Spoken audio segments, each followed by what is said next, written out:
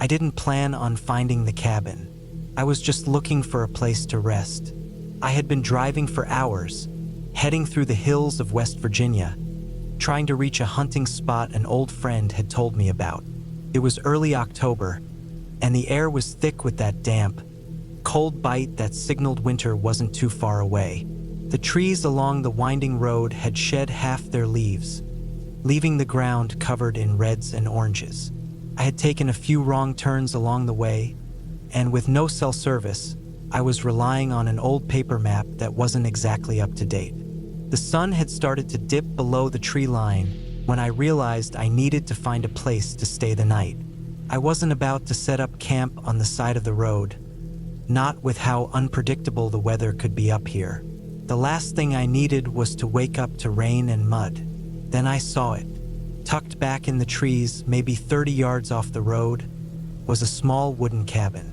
It was old, probably decades old, but still standing. The roof sagged a little in the middle, and the walls were gray and weathered, but the structure itself looked intact. There was no sign of recent activity. No vehicle, no tire tracks, no light inside. Just a cabin, forgotten in the woods. I pulled my truck onto the narrow dirt path leading up to it and parked. I sat there for a moment, looking at the place, debating if it was a good idea. I had spent enough time in the woods to know abandoned cabins usually meant one of two things. Either it belonged to someone who still came back every now and then, or it was left alone for a reason. But I was tired, and it was getting dark. I grabbed my rifle, slung my backpack over my shoulder, and stepped out of the truck. The air smelled like damp wood and fallen leaves. The only sound was the occasional creak of branches shifting in the wind. The front door was slightly ajar. That should have been my first warning. I stepped onto the porch, the wooden boards creaking under my boots. I pushed the door open a little more, just enough to see inside. The cabin was small, one main room with a stone fireplace, a wooden table, and a few chairs. There was a narrow doorway leading to what I assumed was a bedroom or storage area. Dust covered every surface. Cobwebs clung to the corners. It smelled stale, like it had been sealed up for years. Still, it was better than sleeping in my truck. I stepped inside, keeping my rifle in my hands just in case.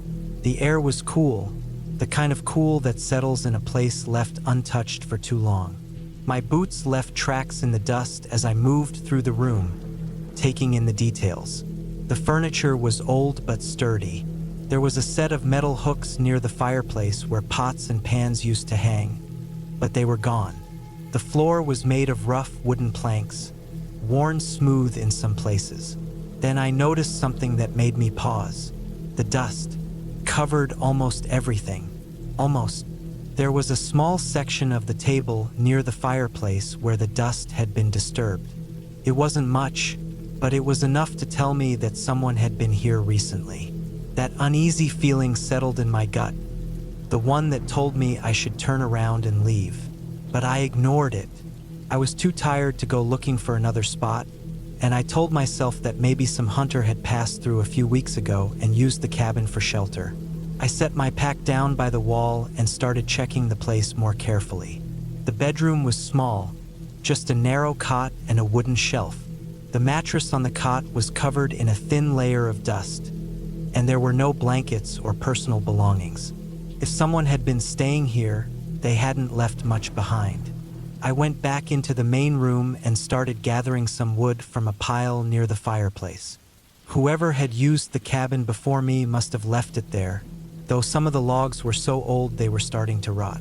Still, I managed to find enough dry ones to get a fire going. As the flames started to catch, filling the cabin with flickering light, I heard something outside. A soft, deliberate crunch of leaves. I froze. The fire crackled, filling the silence. I slowly reached for my rifle, keeping my movements quiet. I listened. Nothing. Probably just an animal, I told myself. A deer or a raccoon moving through the brush. I forced myself to relax, but the feeling didn't go away. I decided to check the door again just to be sure. I stepped onto the porch and looked around. The trees stood tall and still, their bare branches reaching into the dark sky. The moon was barely visible through the clouds. Then I saw them, footprints. They led from the trees to the edge of the porch. Fresh ones. Someone had been standing there, watching. I felt my stomach tighten. I turned quickly, scanning the treeline, my rifle raised. Nothing but shadows. The wind had died down completely, leaving the woods eerily silent. I backed into the cabin, shutting the door firmly behind me. I locked it. Not that the old wooden latch would do much good, but it was something. I sat down near the fire, my back to the wall, my rifle in my lap. I wasn't about to sleep. Not now. Hours passed. The fire burned low. My eyes grew heavy, but I forced myself to stay alert. Then I heard it again. A soft creak. Not from outside, from inside. The sound came from the bedroom. I gripped my rifle tighter, my pulse hammering in my ears. Slowly, I turned my head toward the open doorway. The room was dark. The firelight barely reached past the threshold. I stood up, moving as quietly as I could. I stepped toward the doorway, raising the rifle. I took a slow breath and leaned in. The cot was empty. The shelves were empty. Then I looked down. The dust on the floor had been disturbed. Footprints. Bare footprints. Leading from the cot to where I stood. I spun around, my heart pounding. The cabin was small. There was nowhere for someone to hide. The door was still locked. The windows were closed. But I wasn't alone. A rush of cold air swept through the cabin as something moved behind me. I didn't think. I ran. I yanked the door open and bolted for my truck, not looking back. I heard movement. Footsteps behind me, fast and heavy. I fumbled with my keys, my hands shaking. I yanked the door open, threw myself inside, and locked it. For a moment, everything was silent. Then something slammed against the truck. I turned the key. The engine roared to life. My headlights flooded the area in front of me. Nothing. The cabin stood there, quiet and empty. But I knew better. I slammed the truck into reverse, backing onto the road. I didn't stop driving until I hit the highway. I never went back. Later, I told myself it was just my imagination, that I was tired, that I had let my mind get the best of me. But I know what I saw, and I know I wasn't alone in that cabin.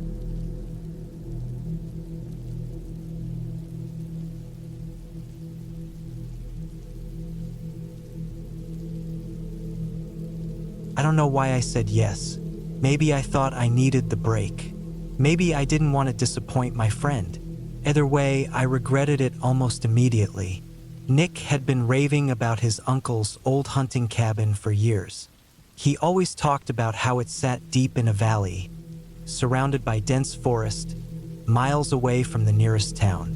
It sounded peaceful, and maybe at one point in my life I would have found that appealing. But now, as I stood outside the small wooden structure, staring at the warped porch and the chipped paint on the front door, I felt nothing but unease.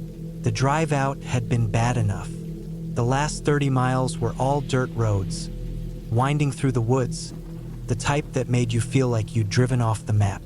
My truck had rattled over potholes, and more than once, I had to slow down to avoid deer darting across the road. By the time I pulled up to the clearing where the cabin sat, the sun had been dipping low in the sky, and I felt that old, familiar weight in my chest. I had never liked being alone in the woods. It wasn't fear exactly, more like a deep discomfort, like I didn't belong. Still, I told myself it was just a couple of nights. Nick would be joining me the next day after handling some work in town, and for now, I just needed to settle in. The cabin was smaller than I expected. One room, a wood stove in the corner, a tiny kitchen against the far wall. The air inside smelled like dust and old wood. I dropped my bag on the floor and went about checking the place, making sure there weren't any leaks or critters hiding in the corners. By the time I finished, The sun had fully set, and the quiet settled in. Not the normal quiet you get in the country, where insects hum and owls call in the distance. No, this was heavier, the kind that made you hyper-aware of every sound you made, every breath, every step. I locked the door, double-checked the windows, and lit the old oil lamp on the table. The glow did little to make the place feel less empty. I should have gone to bed early, but instead, I sat on the edge of the old cot, listening. The wind moved through the trees outside, branches creaking. Every now and then, something shifted in the underbrush, and I told myself it was just an animal. It had to be. I didn't sleep much, maybe an hour or two at most, before I woke to the sound of something moving outside. At first, I thought it was just the wind again, but then I heard it, footsteps, slow, deliberate, moving just beyond the walls of the cabin. I held my breath, listening. Then they stopped, right outside the door. I don't know how long I sat there, staring at the dark shape of the door. I didn't hear anything else, and eventually, I convinced myself it had been my imagination. Maybe a deer, maybe a branch falling. The next morning, I stepped outside, squinting in the pale sunlight. The dirt in front of the door was smooth. No footprints. No signs of anything. Still, I couldn't shake the feeling. I spent the day trying to keep myself busy. I chopped wood. I walked the perimeter of the clearing. The trees felt too close, the air too still.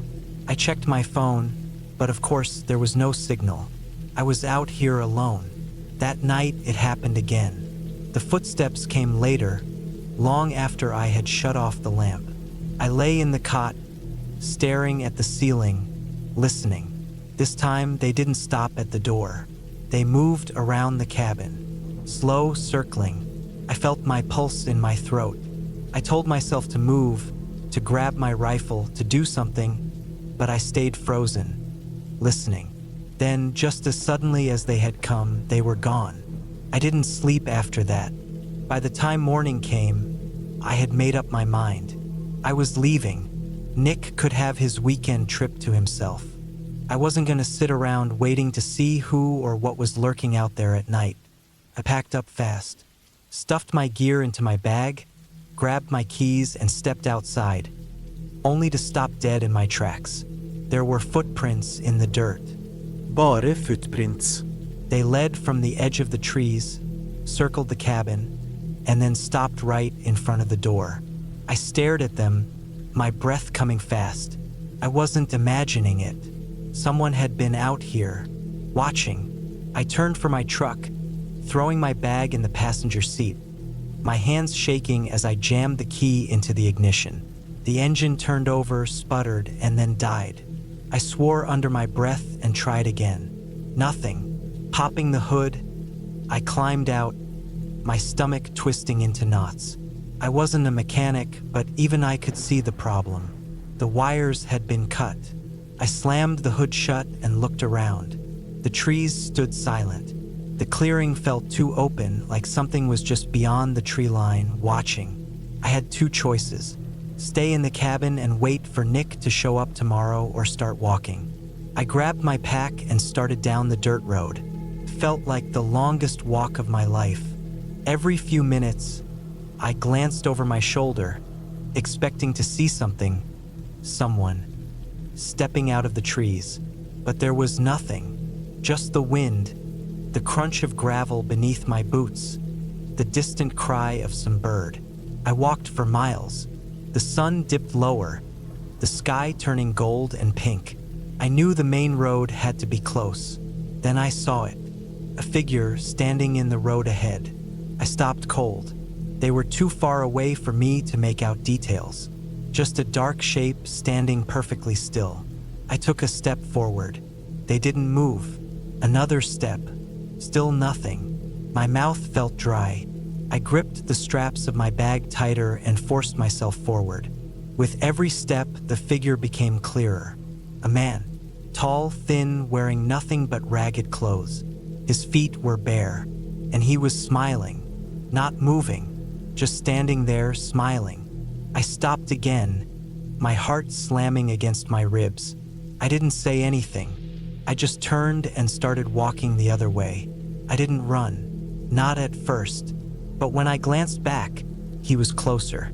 I started running. The trees blurred past me, branches whipping at my arms, my breath ragged. My legs ached, but I didn't stop. Couldn't. I don't know how long I ran before I saw the headlights. A truck. I stumbled into the road, waving my arms, gasping for breath. The truck skidded to a stop, and I barely registered the driver's face before I was yanking the door open, throwing myself inside.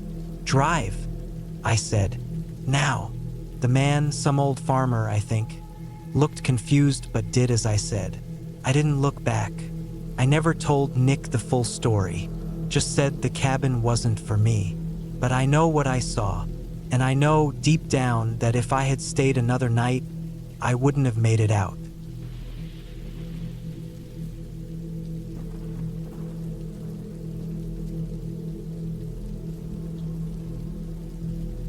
I didn't want to stay there. I didn't even want to get out of the truck when I first saw the place. But when you're desperate, when the only real options are between a rough night and an even worse one, you take what you can get. It was October 2013. I had just turned 32. My life wasn't exactly going as planned, and this trip was meant to be some sort of reset. I had quit my job after realizing I hated it, packed up whatever I could fit in the back of my old Ford, and decided to drive until I figured out what was next. It sounded like a good idea at the time, just go see the country, find a place that felt right. Somewhere in northern Michigan, I had made the mistake of taking a backroad shortcut through the woods. The map on my phone showed a quick way to cut across to the highway, but I hadn't accounted for how rough the roads would get. After miles of winding gravel paths, thick forests closing in on either side, my truck started acting up. A horrible grinding noise under the hood, a sharp lurch to the side every time I hit a rut. I pulled over in front of the only sign of civilization I'd seen for miles. A rotting wooden sign half covered in moss, reading Black Hollow Cemetery in faded white paint. Just beyond the sign, an old cabin sat at the edge of the woods, barely visible through the thick trees. The place looked abandoned. The front porch sagged under the weight of its own decay, the single window in front covered in dust and grime. But it was shelter, and I didn't exactly have another option. I checked my phone, no signal. The nearest gas station had to be at least 20 miles back. Walking wasn't an option, not with night closing in and a cold wind picking up. I figured I could stay the night, try to fix the truck in the morning. Maybe whoever owned the cabin was still around. Maybe I could use their phone. The front door was unlocked. It groaned as I pushed it open, dust swirling in the air from the movement. Inside, it was dark, the only light coming from the last glow of the evening sun leaking through the cracks in the wood. There wasn't much, just a single wooden chair, a small table, and a fireplace filled with old ashes. The place smelled like damp wood and something else, something stale. I shut the door behind me and let my eyes adjust. The walls were bare except for deep scratches running along the lower panels, like something had clawed at them repeatedly. The floorboards creaked under my weight as I stepped further inside, my boots kicking up dirt from years of neglect. I tried not to think too much about what the place had been used for. Maybe it was an old caretaker's cabin for the cemetery. Maybe it was just someone's hunting lodge, abandoned when the roof started leaking. Either way, it wasn't mine, and I wasn't about to start making myself comfortable. I just needed to get through the night. I dropped my bag on the table and sat down in the chair, rubbing my hands together for warmth. The wind outside had picked up, whistling through the trees, rattling the loose boards on the walls. The whole cabin groaned under the pressure, as if it was struggling to stay upright. Then I heard it, a single thud against the back wall. I froze, every muscle in my body tensing. It had been soft, almost like something had fallen against the wood. An animal, maybe, A tree branch knocked loose by the wind. Then another thud, harder this time. It wasn't random. It wasn't the wind. Something was outside. I stood up slowly, straining my ears, listening for any movement. The wind howled, drowning out anything else. I glanced at the fireplace. Empty, no firewood. If I had to defend myself, I had nothing. The thudding stopped. I waited, barely breathing. Then I heard a slow, dragging sound along the side of the cabin. It scraped against the wood, moving from the back wall to the side, then stopping just beneath the window. I didn't move. I couldn't see out the window. It was too grimy, too dark. But I could feel it, the presence of something just outside, waiting. Then, a low creak as the front porch sagged under weight. Something had stepped onto the porch. I backed up slowly, heart pounding. The doorknob rattled. Not violently, not like someone trying to force their way inside. Just testing it, gently turning it back and forth. I held my breath. Then silence. Minutes passed. The wind still howled, but nothing moved. I waited, ears straining, staring at the door. Then, finally, after what felt like an eternity, I heard slow, heavy footsteps retreating back into the trees. I didn't sleep. I stayed in that chair, gripping my pocket knife, barely blinking. Every sound outside made my stomach tighten. Branches snapping, leaves rustling, the occasional thump of something in the distance. By the time the sun started to rise, I was already packing up my bag. I cracked the door open, peering outside. The ground was covered in thick, wet leaves, but there, just beyond the porch, leading toward the woods, were deep footprints. Bare footprints. They were large, too big for any normal person. The steps were uneven, like whoever or whatever had been out there wasn't walking normally. I didn't stick around to investigate. I made my way back to my truck, my hands shaking as I turned the key in the ignition. By some miracle, the engine sputtered to life. The grinding noise was still there, but I didn't care. I threw it into reverse, spinning the tires in the mud as I tore out of there, not looking back. I don't know what was out there that night. I don't want to know. All I know is if you ever find yourself near Black Hollow Cemetery and you see that old cabin at the tree line, don't stop. Keep driving.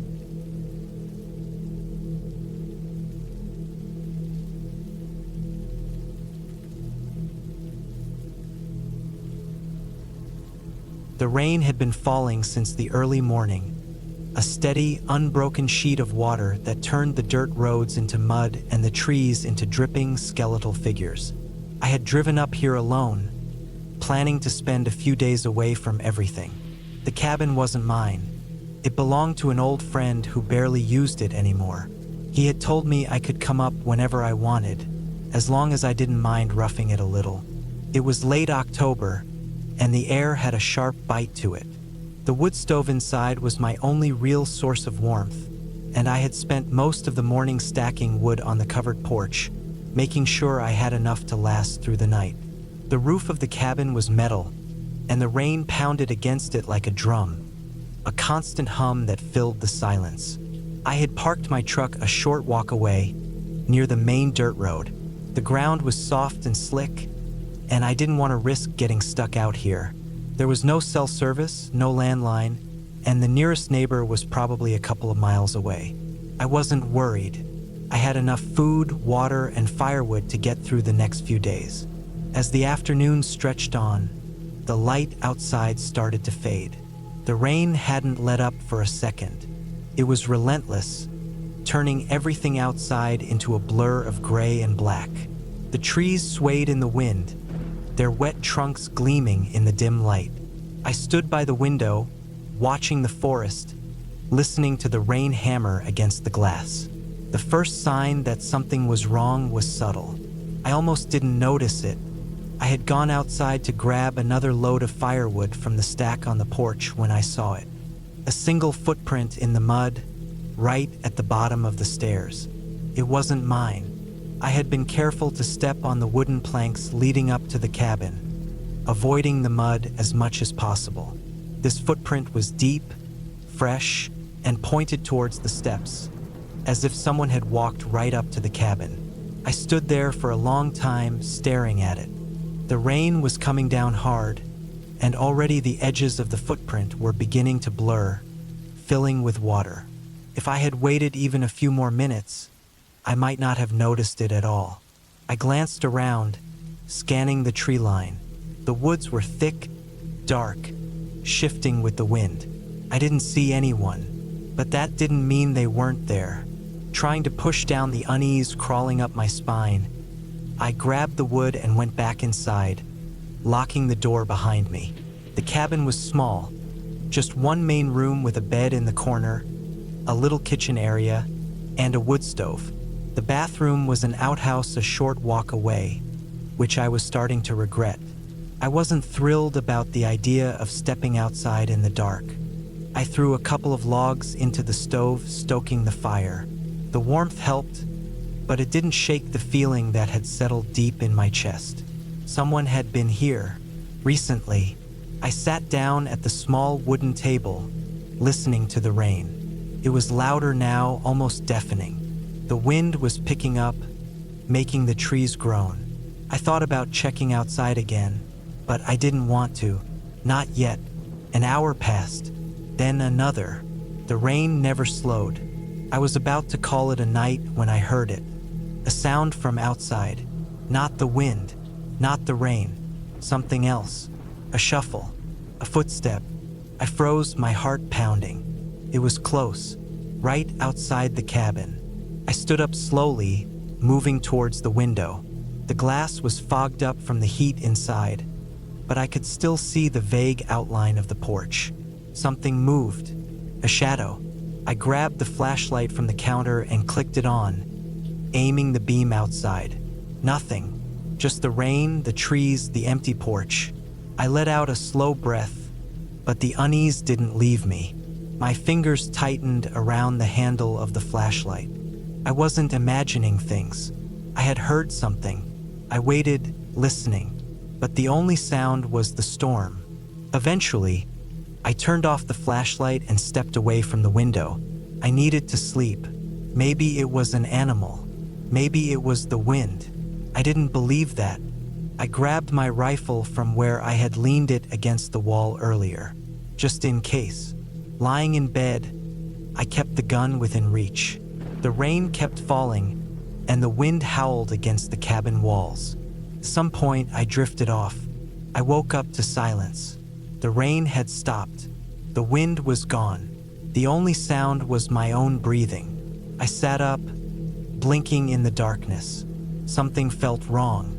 The kind of wrong you can't explain, just sense. Then I heard it. The slow creak of the porch. My blood ran cold. Someone was out there, standing on the porch. I reached for my rifle, gripping it tightly. I didn't move. I barely breathed. The porch creaked again. A slow, careful step. I wanted to look. I wanted to check the window, but I couldn't. Then the doorknob turned. A slow, deliberate twist. It was locked. I sat there, gripping the gun, my heart hammering so hard I thought it would shake the walls. The knob rattled again, harder this time. Then silence. I didn't move. I waited, listening. And then, just as slowly as it had started, the sound of footsteps. Moving away. I stayed like that for hours, too afraid to move. I didn't sleep. The rain started up again, light at first, then heavier, masking whatever sounds might have been out there. When the first hint of daylight crept through the trees, I finally stood up. I moved to the window, heart pounding. The mud outside was covered in footprints. They led from the tree line to the porch, stopping at the door.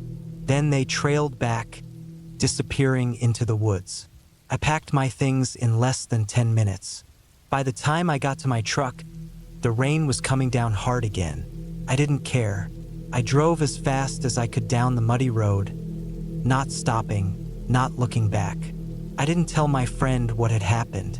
I just told him I wouldn't be using the cabin again. And I never did.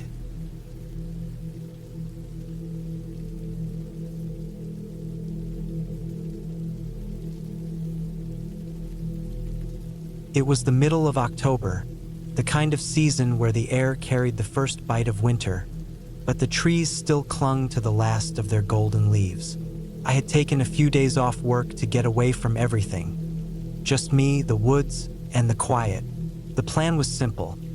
Drive up to a remote cabin in Montana, spend a few nights hunting, and clear my head before the snow made the back roads impossible. The cabin wasn't mine. It belonged to an old friend, Matt, who had moved away years ago. He'd given me the keys and told me I could use it whenever I wanted. It was a small place, nothing fancy. One room, a wood stove, and a cot. No electricity, no running water. Just enough to get by. I liked it that way. I wanted to be alone.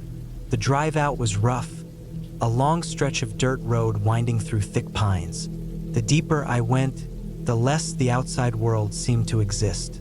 No houses, no cars, no people, just the sound of my tires crunching over gravel and the occasional rustling of something moving in the trees. By the time I reached the cabin, the sun was already low.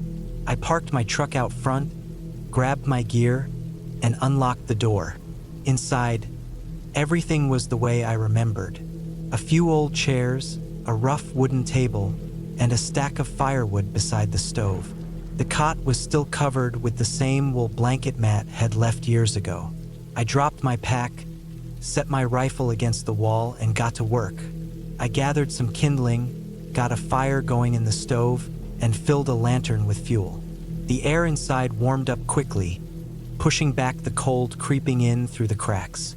That night, I sat by the fire, eating a can of beans straight from the tin. Outside, the wind picked up, rattling the trees. It was the kind of silence that wasn't really silence, where you could hear every little thing. The shifting of branches, the scurrying of something small across the ground, the occasional distant call of an animal I couldn't place. I told myself it was just the usual sounds of the forest. That's what I had come out here for, after all. To be away from everything, to be alone. But then, sometime past midnight, I heard it. A sound, distant, low. It didn't belong. At first, I thought it was an animal. Coyote, maybe, but it wasn't right. It wasn't a howl or a yip or anything I had heard before. It was slow, drawn out, almost human, but wrong, twisted, like someone trying to speak but not quite knowing how. I sat up, heart pounding, listening. The wind outside had died down. The fire in the stove crackled softly, casting flickering light across the walls. Then I heard it again, closer this time. I reached for my rifle, not because I thought I would need it, but because it made me feel better to have it in my hands. I stood slowly, moving toward the window. The glass was old and dirty, but I could still see out into the trees. The moon was bright, casting long shadows across the ground. Then I saw it, something standing just beyond the tree line, still, watching. My first thought was that it was a person, a man maybe, but that didn't make sense. No one else should be out here, not this far into the woods, not this late. I squinted, trying to make out the details. Too tall, too thin. Its limbs were long, almost stretched. Its head tilted slightly, like it was listening. And then, before I could react, it moved. Not like a person, not like anything I had ever seen. It was fast, too fast. 1 second it was there, the next it was deeper in the trees, barely a shadow against the darkness. I stepped back from the window, my breath coming in short, sharp bursts. I forced myself to think, to stay calm. Maybe I was seeing things. Maybe the firelight was playing tricks on my eyes. But then I heard it again, that sound, low, drawn out, and this time it was closer. I locked the door, checked the window latches, made sure my rifle was loaded. Then I waited. The hours dragged by, the fire burning lower. Every sound outside made my skin crawl. I knew something was out there, watching, waiting. At some point, exhaustion took over. I must have dozed off because the next thing I knew, the first light of dawn was creeping through the windows. I barely slept the next night, or the night after that. Every evening, as soon as the sun dipped below the horizon, I felt it out there, moving, watching. It never came close enough for me to see clearly, never made a sound I could place, but it was there. By the fourth night, I had enough.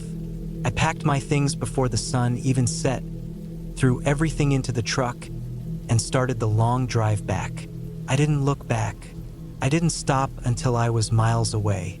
When I finally reached town, I told myself I had imagined it, that I had been alone too long, that my mind had played tricks on me. But even now, late at night, when the wind is still and the world is quiet, I can hear it. That sound, low, drawn out, waiting.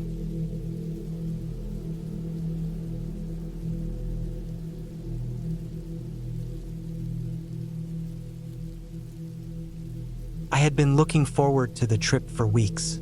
It wasn't anything special, just a weekend at a remote cabin in the mountains, a place far away from work, responsibilities, and people in general.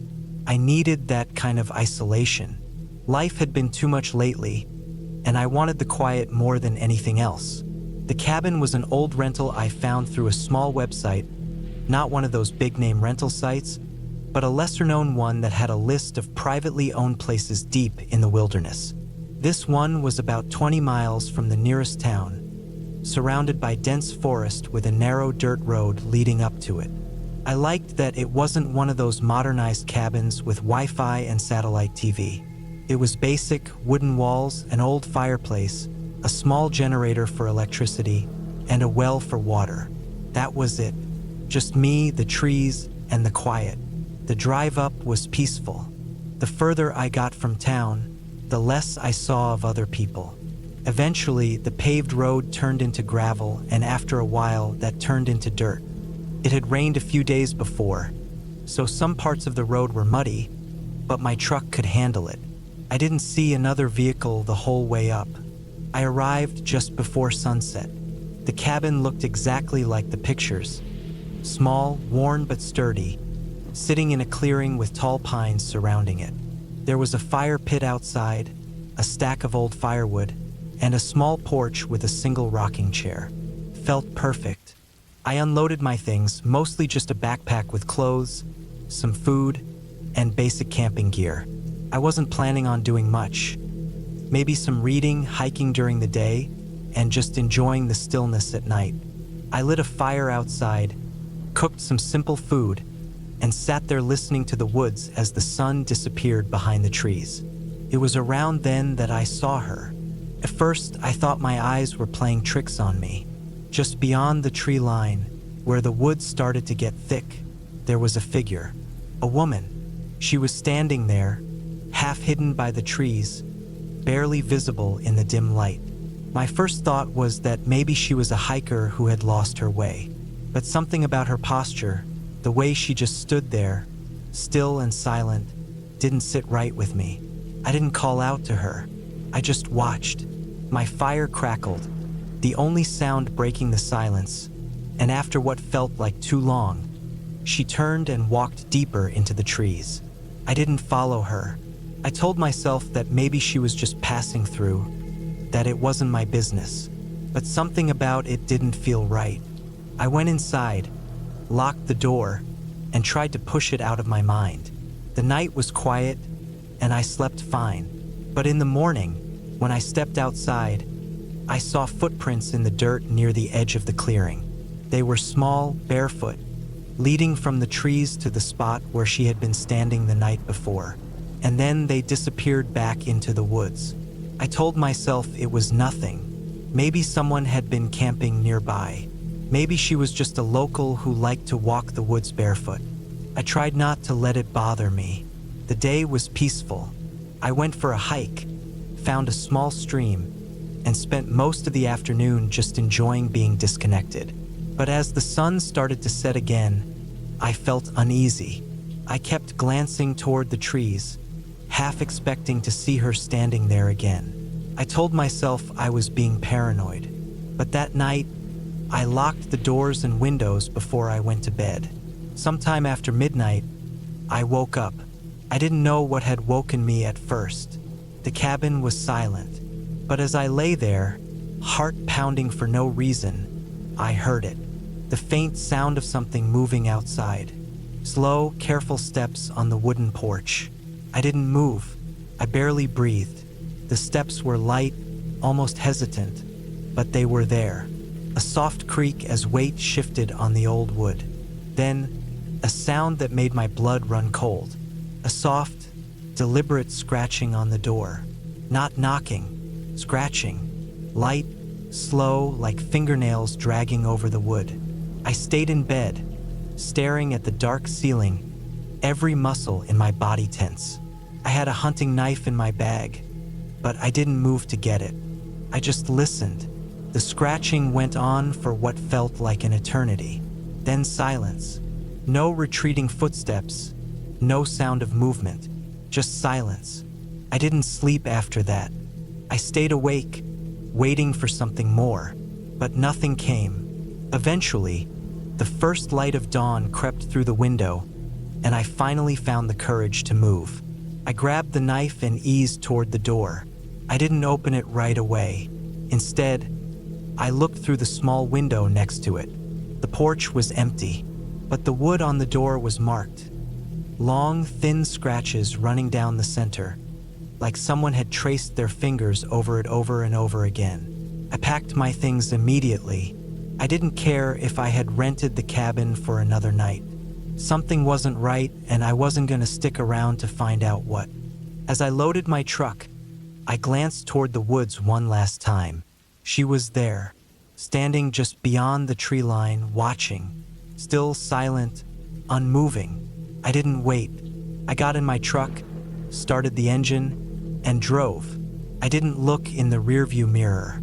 I didn't stop until I was miles away, back on paved roads, surrounded by signs of normal life again. I never reported it. What would I even say? That a barefoot woman stood outside my cabin and scratched my door in the middle of the night? Sounded insane. But I knew what I saw. I knew what I heard. And I knew I would never go back.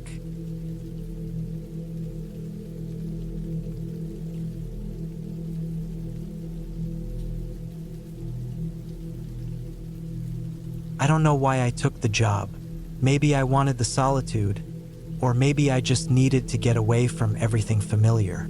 It was the spring of 2015 when I left the city and took the offer from an old acquaintance, Jacques, who needed someone to look after his remote hunting cabin in the Jura Mountains while he was away on business. I had never done anything like that before, living alone miles from the nearest town, but it felt like something I needed. The drive there was long, winding through endless stretches of forested hills. The mountains were thick with pine, the air heavy with the scent of wet earth and moss. It had rained earlier that day, and the roads were still damp, making my tires hum against the pavement. The last stretch was a dirt road, barely wide enough for my car, the trees closing in on both sides like they wanted to swallow me whole. When I finally arrived, the cabin was exactly how I imagined it. Aged wood, a slanted roof covered in damp leaves, and a stone chimney that had clearly seen years of use. There was a small porch with a single wooden chair, the kind that creaked under any weight. A shed stood a few meters to the side, its door slightly ajar, revealing stacked firewood and rusted tools. I let myself in with the key Jacques had given me. Inside, the cabin smelled of old wood and dust, but it was warm. The furniture was simple, just a table, a few chairs, a sagging couch, and a bed pushed against the far wall. There was no electricity, only a few old oil lamps and a wood-burning stove for heat. A single bookshelf stood in the corner, filled with old hunting magazines and a few dog-eared novels. Jacques had stocked the place with enough supplies to last me a few weeks. Canned goods, dried meat, and bags of rice. A few bottles of water sat on the counter, but he had warned me that I'd need to collect fresh water from the nearby stream. I settled in quickly, unpacking my bag and lighting one of the oil lamps as the sun dipped below the tree line. The first night was uneventful, just the sounds of the forest pressing in from all sides. I had always thought the woods would be silent, but they weren't. There was always something moving, rustling in the undergrowth, the distant hoot of an owl, the creak of tree branches in the wind. It wasn't until the second night that I noticed something strange. I had gone to bed early, my body still adjusting to the absolute darkness of the forest. No streetlights, no distant hum of cars, just blackness and the faint glow of moonlight filtering through the trees. Sometime in the middle of the night, I woke up. At first, I thought it was nothing, just the usual sounds of the forest. But then I realized what had pulled me from sleep. There was a noise outside. At first, it was faint, almost like footsteps, but not quite. A soft, shuffling sound, like something moving through the underbrush. I held my breath, listening. Could have been an animal, a deer, maybe, or a fox. But then I heard it again, closer this time. Deliberate, slow. I sat up, straining my ears. The sound moved around the cabin, stopping near the front porch. My heart pounded. I reached for the old hunting knife Jacques had left on the table and crept toward the window. The porch was empty. The forest beyond was a wall of black, the trees swaying gently in the night breeze. I stayed there for a long time, waiting, but whatever it was had moved on. Eventually, I convinced myself it was nothing, just my imagination or some animal passing through. I went back to bed, though it took me a long time to fall asleep. The next day, I checked the ground around the cabin. The soil was damp from the rain, and there were tracks, deep impressions in the mud. But they weren't from any animal I recognized. They were human, barefoot. I told myself it was old, that maybe Jacques had walked around barefoot at some point, but something about them felt fresh. The edges were crisp, not softened by rain or wind, and they led away from the cabin, disappearing into the dense undergrowth. That night, I locked the door. I tried to convince myself that everything was fine, that I was overreacting. But when night fell, the unease returned. The sounds came again, soft, deliberate movements outside the cabin. This time, I didn't hesitate. I grabbed the oil lamp and the knife and moved toward the window. Nothing, but then a shadow, just at the edge of the tree-line.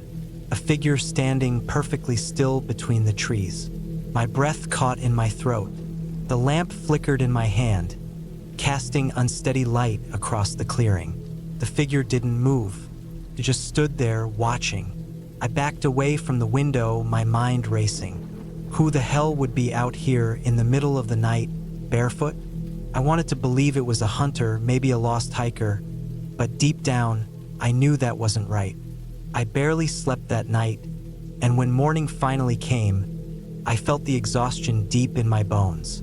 I stepped outside, my hands trembling slightly as I checked the area. The footprints were back, fresh ones this time, circling the cabin. Whoever it was had walked around my home, stopping at the windows, the porch, watching. I needed to leave. I packed my things, stuffing my bag with as much as I could carry. I didn't care about Jacques' supplies. I'd pay him back later. I just wanted to get out. But when I stepped onto the porch, I saw something that made my blood run cold. A single footprint, right at the doorstep, and next to it, my car keys. I hadn't lost them. They had been inside the cabin the whole time, sitting on the table. Someone had been inside while I slept. I didn't hesitate. I grabbed my keys and sprinted to the car, throwing my bag into the back seat. My hands were shaking so badly that I fumbled with the ignition. The engine roared to life, and I slammed my foot on the gas, tearing down the dirt road, branches scraping against the sides of the car as I sped through the forest. I didn't stop until I reached the main road, my heart hammering against my ribs. I never told Jacques the full story, just that I had left early, that I wasn't cut out for that kind of isolation. He seemed disappointed but didn't press me for details. I don't know who or what was out there in those woods, but I know one thing for certain. I wasn't alone, and they wanted me to know it.